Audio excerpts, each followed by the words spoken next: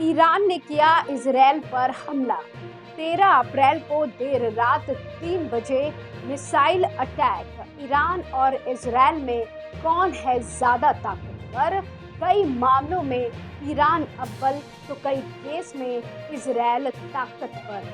जल, थल और आकाश में दोनों दमदार। Were on a Portugal flag ship. The ship was taken over in the seas by an Iranian force. The ship was directed to then proceed to Iran. Yesterday night, I spoke to my Iranian counterpart. I pressed him. I said, there are 17 crew members from India, and it is, we are making the point to the Iranian government that these people should be released, that they should not be detained. Iran की सेना ने 13 अप्रैल देर रात 3 बजे Israel पर करीब 300 drone और missile से attack किया है। इजरायली सेना ने इस हमले की जानकारी दी। अमेरिकी सेना ने कुछ ड्रोन मार गिराए। वहीं इजरायल के आयरन डोम ने ईरान की तरफ से दागी गई मिसाइलों को रोका। अब आपको ईरान और इजरायल दोनों की सैन्य शक्ति और इन देशों के बारे में बताते हैं। तो दुनिया के 145 देशों में ताकतवर मिलिट्री के मामले में ईरान 14वें स्थान पर है, जबकि इजरायल 17वें स्थान पर। ईरान की कुल आबादी 8.75 करोड़ से ज्यादा है।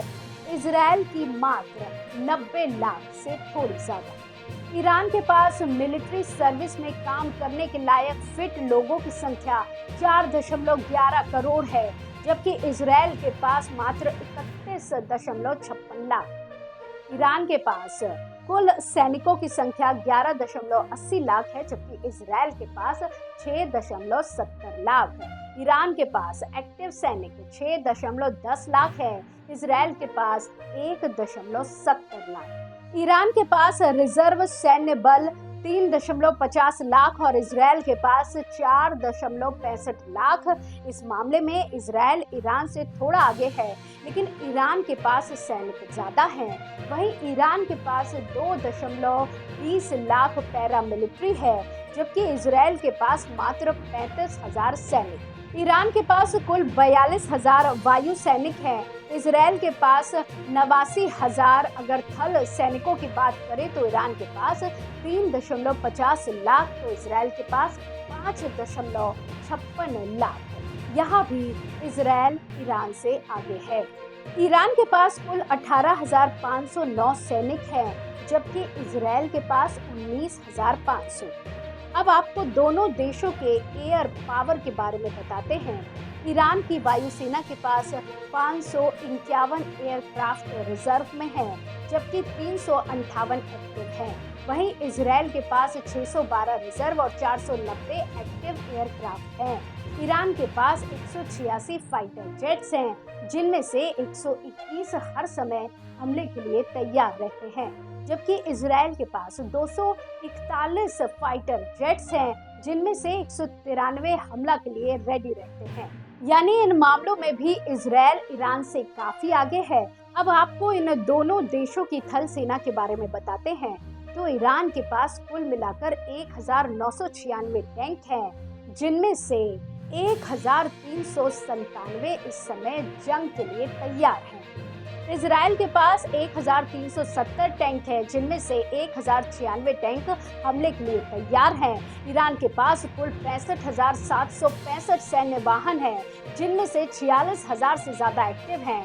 इजरायल के पास 43,407 सैन्य वाहन हैं, जिनमें से 34,736 एक्टिव मोड में हैं।